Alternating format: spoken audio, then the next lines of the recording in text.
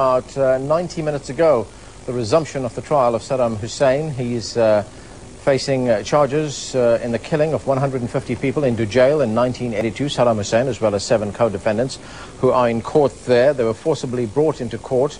It was expected earlier on that they would not be in court. And as proceedings started this morning, there was an angry exchange between Saddam Hussein and the trial judge. Let's take a look at that again. They were beaten up.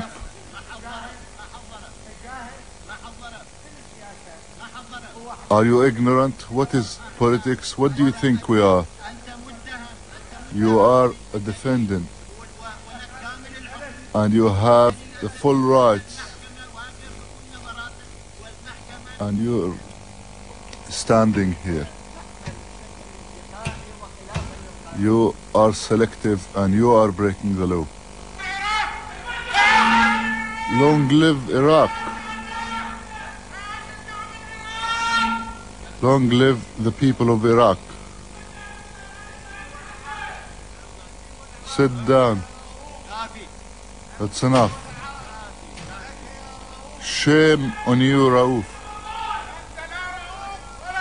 Shame on you, Raouf.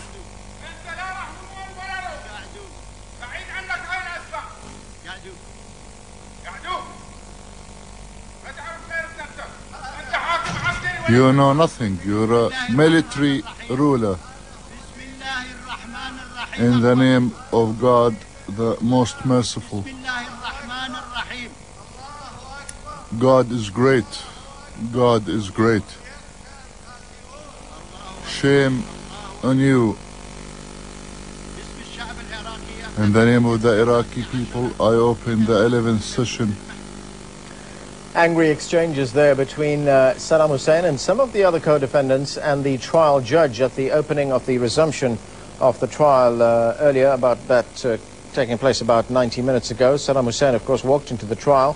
He was forcibly brought to the trial, shouting, "Down with Bush and long live Iraq," right at the outset. He and his 7 co-defendants had threatened to boycott the proceedings, and defense attorneys at the Baghdad court, that's defense attorneys for those for Saddam Hussein and the other defendants, calling the court unfair, saying that the judge was breaking the law and that proceedings there were illegal. Now let's return to what is going on there. What we're watching now is on a 20-minute tape delay. This took place 20 minutes ago, but let's take another. Let's go back to Baghdad. And 3 orchards also were taken from me, and this is my statement. It's time for prayer. إفادة المشتكي الثاني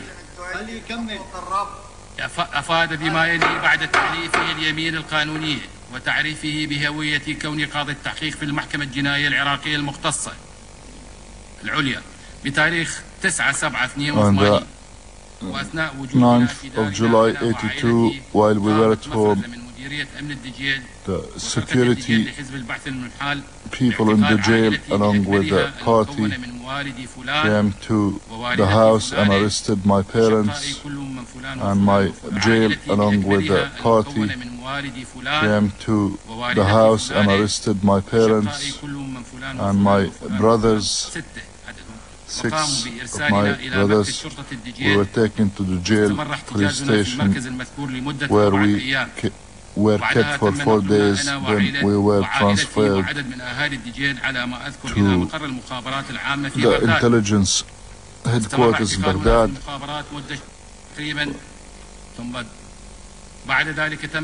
Then we were taken to Abu Ghraib, and we were separated, men and women.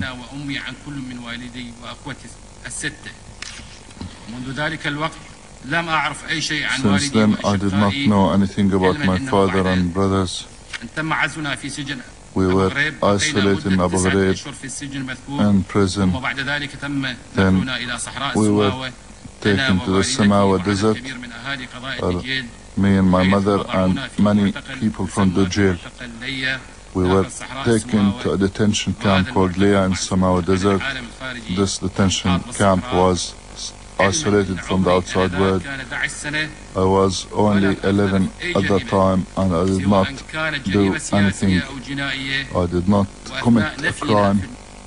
while we were in the camp, my mother died as a result of suffering and torture. I was alone with a large number of women and children, and in April '86 I was released and did not know anything about my family, and I stayed alone.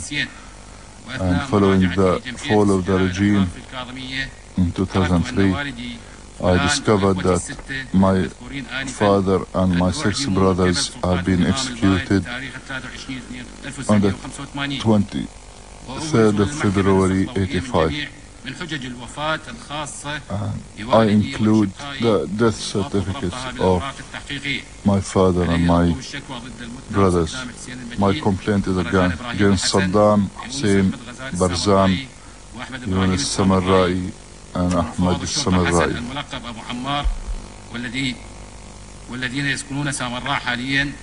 And the people who live in Samarra.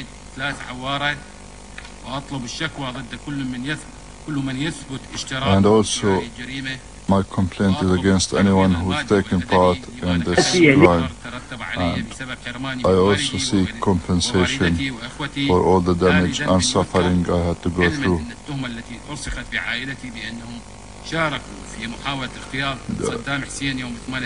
The accusation against my family that they took part in the assassination attempt was false. None of my family members took part in the assassination attempt. Following statement. She said the following.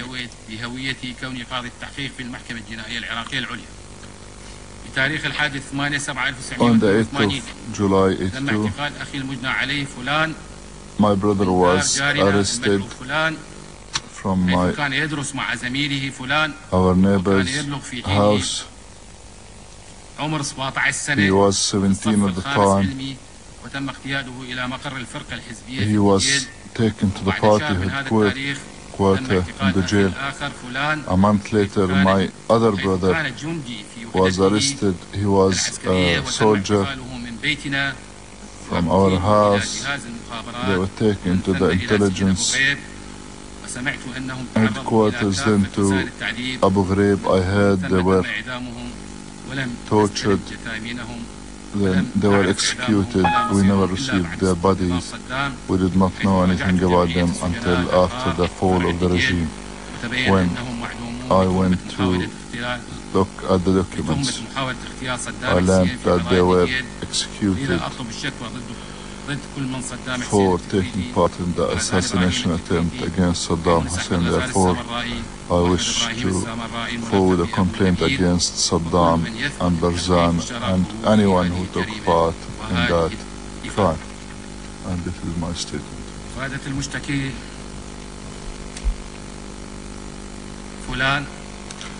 Statement by Suat, and so said the following in his statement. In 1982, following the assassination attempt on Saddam, I was 9-year-old. I was with my family. A week later, an intelligence people arrived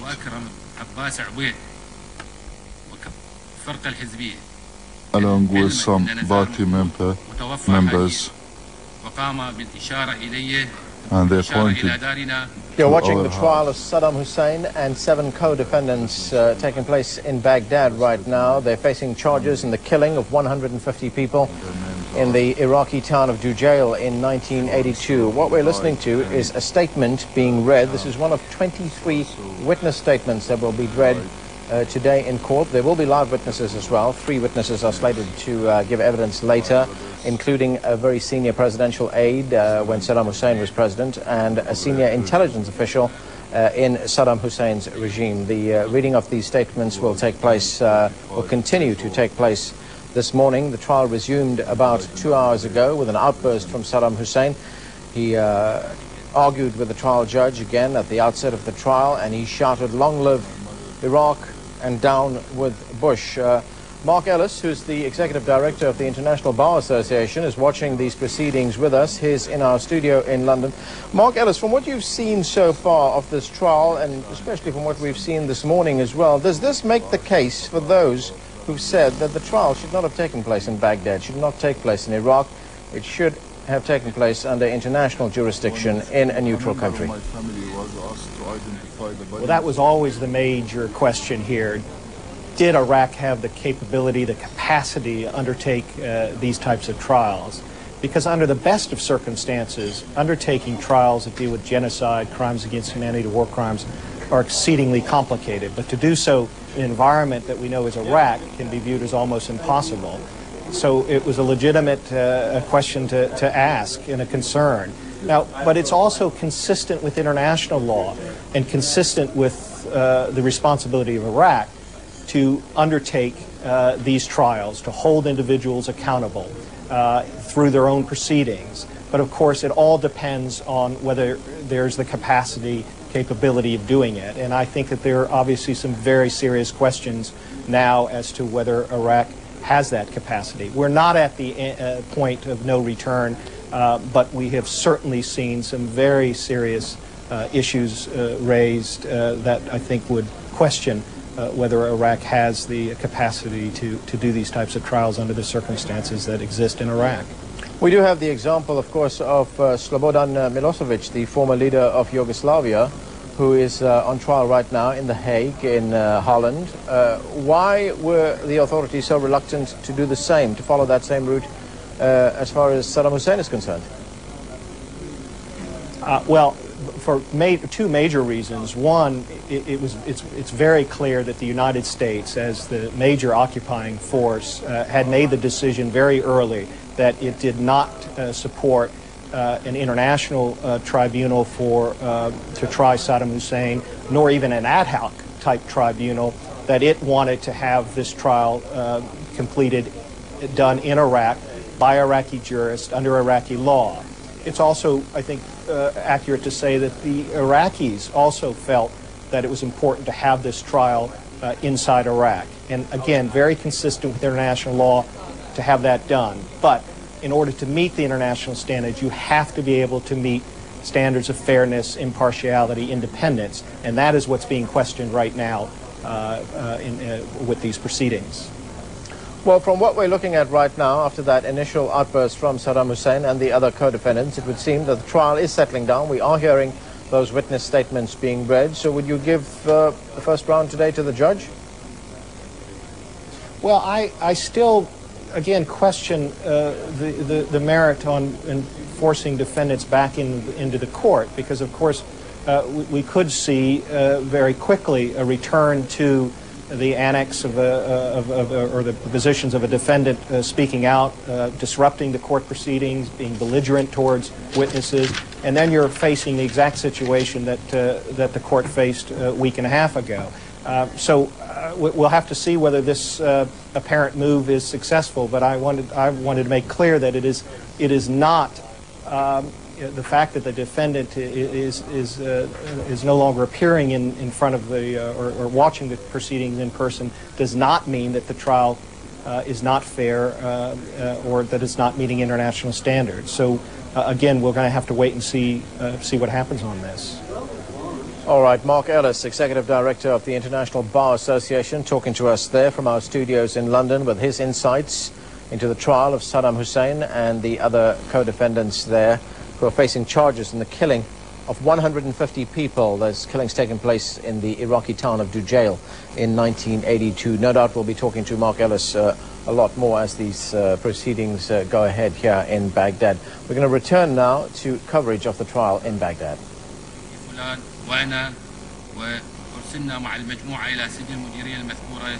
We were taken to a prison.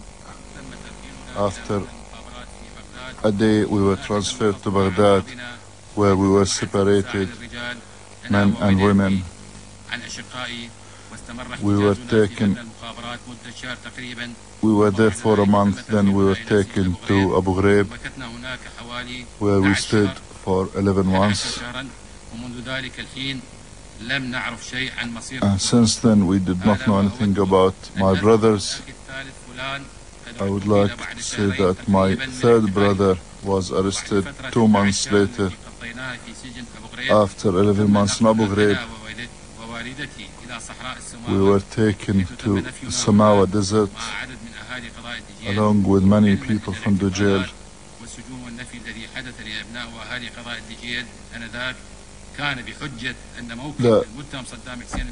We were accused of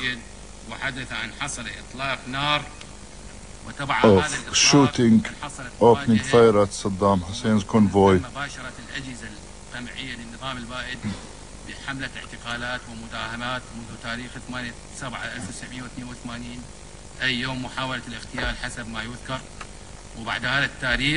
Following that date, the detention and arrests continued, and the digging of orchards and the uprooting of trees, destroying houses and looting continued.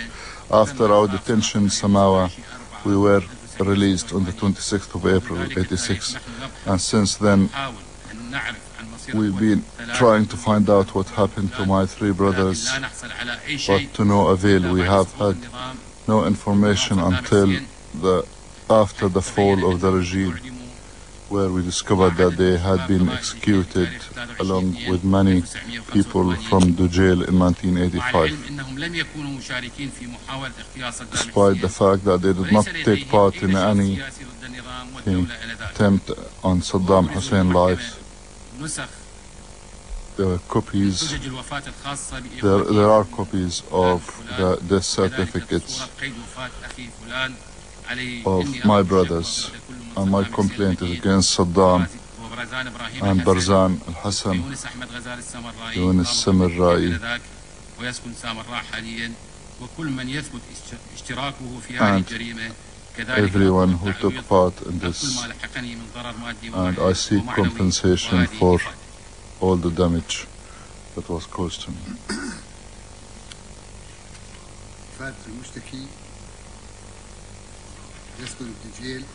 The statement by a resident of the jail.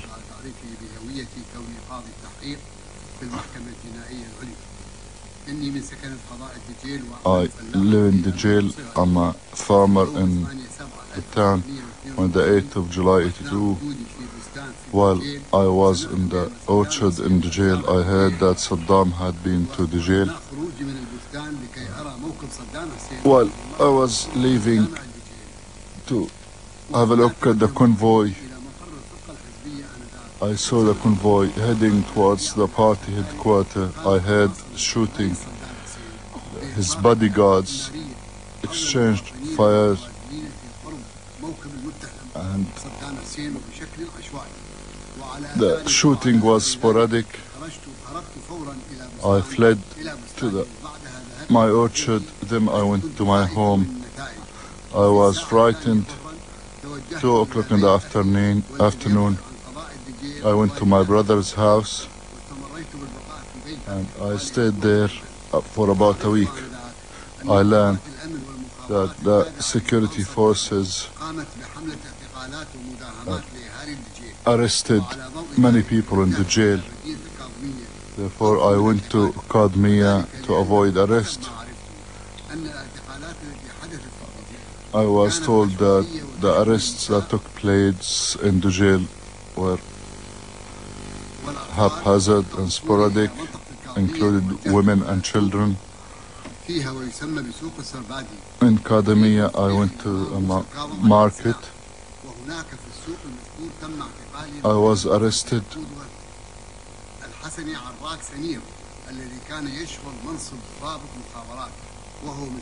by the intelligence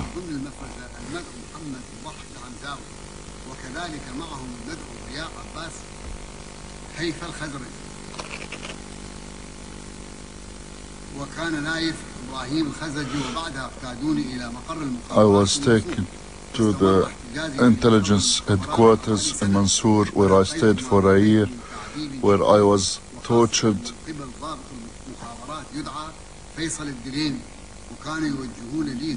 I was accused of taking part in assassinating Saddam Hussein, despite the fact I did not shoot.